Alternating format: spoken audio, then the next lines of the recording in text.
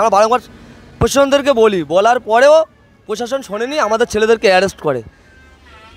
ওই দিনকে সকাল থেকে সন্ধ্যা পর্যন্ত আমাদের ছেলেরা যেভাবে প্রশাসনকে হেল্প করেছে, তারপরেও বিনা অন্যায়তে আমাদেরকে 65 দিন এই প্রশাসন আমাদেরকে জেল খাটিয়েছে। প্রশাসনদের উদ্দেশ্যে আমরা আজকে 65 দিন জেল খাটার পরে আজকে প্রশাসনদের উদ্দেশ্যে আমরা যতজন নেতৃত্ব বা যতজন আমাদের ছেলেরা আছি, প্রশাসনদের উদ্দেশ্যে আমরা এতটুকুই বলতে চাই, বিশেষ করে আমার নলমুড়ে মেন রাস্তার উপরে যে ডিআরও অফিস আছে, ডিআরও অফিসারে যে আমার ডিসি বাবু বা এসি বাবু আছে, তার উদ্দেশ্যে বলছি। কারণ এই ভাঙড় থানায় যে 9টি কলকাতা পুলিশ আছে, এই 9টি কলকাতা পুলিশ পুরো কন্ট্রোল করে আমার ডিআরও।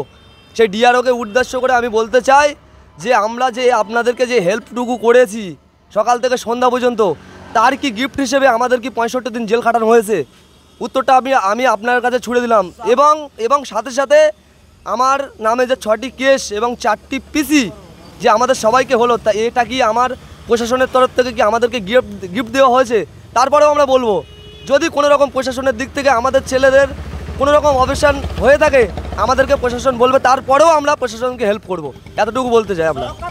বলার পরে তার 24 ঘন্টা অতিবাহিত হলো না, তার মধ্যে আইএসএফ নেতা রাহুল মোল্লাকে গ্রেপ্তার করলো। তাহলে কি বলবেন? শওকত মোল্লা তার আইএসএফ নেতারা গ্রেপ্তার হওয়ার পরেই শওকত মোল্লা একাধিক থানার ওসি আইসিদেরকে নিয়ে মিটিং করলে ভাঙড় বাজারে, কি বলবেন? তাহলে কি টিএমসি আর পুলিশ দুটোই কি এক? কোনটা আপনার দাবি? দেখুন, যারা নামটা বললেন কারণ বলতে চায় না, আগের দিনকে দেখলেন কোনো একটা পীর সাহেব দায়িত্ব পাওয়ার পরে তার মানে সে কি বলছে, সে তার মাথা ঠিক নেই, তার কথা আমরা বলতে চাইনি। কিন্তু একটা কথা বলতে চাই, আমরা পুরো ডাইরেক্টলি একটা কথা বলতে চাই যে এটা কলকাতা পুলিশকে আমি একটা কথা বলতে চাই, এটা কলকাতা না, এটা ভাঙড়। শুধরে যাও, না হলে ভাঙড়ের মানুষ শুধরে দেবে। পরিষ্কার কথা, তোমরা শুধরে যাও, না হলে ভাঙড়ের মানুষ শুধরে দেবে। এটা তুমি কলকাতা ভাবনি যে কলকাতা, এটা ভাঙড়।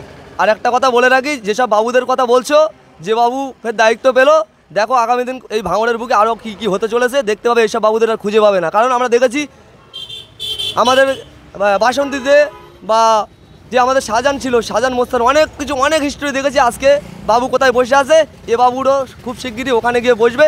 সেই লাইনটা কিন্তু মমতা ব্যানার্জি বানিয়ে দিয়েছে। এতটুকু বলতে চাই। সেই ভয়ে কি পুলিশ দিয়ে খেলানোর চেষ্টা করছে? ওটা বড় কথা না। পুলিশ দিয়ে ভাঙড়ে 9টা থানা কেন? ভাঙড়ে 9টা থানা কেন? যদি 300 সামথিং 26খানা 27খানা বুথ আছে, প্রতি বুথ ভিত্তিক যদি একটা করে থানা করে দেয়, তবুও ভাঙড়ের আইএসএফ ছেলেদের রোকার ক্ষমতায় তৃণমূল কংগ্রেস তথা পুলিশের নেই। আর একটা কথা বলে রাখি, আপনারা সবাই জানেন, পশ্চিমবাংলায় সবাই জানে, পুলিশ বিনা তৃণমূল নির্মূল। এই পশ্চিমবাংলায় শুধু পুলিশের জোরে এখনও তৃণমূল ঠিক আছে। পুলিশ যেদিনকে মাথার ওপর থেকে হাত তুলে নেবে, সেদিনকে তৃণমূলকে খুঁজে পাওয়া যাবে না।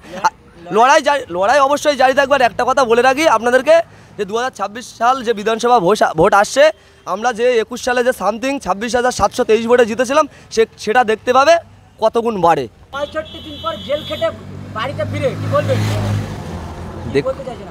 দেখুন, আজকে যে আমাদের যে 14ই এপ্রিল যে প্রোগ্রামটা ছিল, যে কেন্দ্র সরকার যে ওয়াকফ বিল একটা পাশ করেছিল, তার বিরুদ্ধে আমাদের শিয়ালদায় একটা প্রতিবাদ সভা ছিল।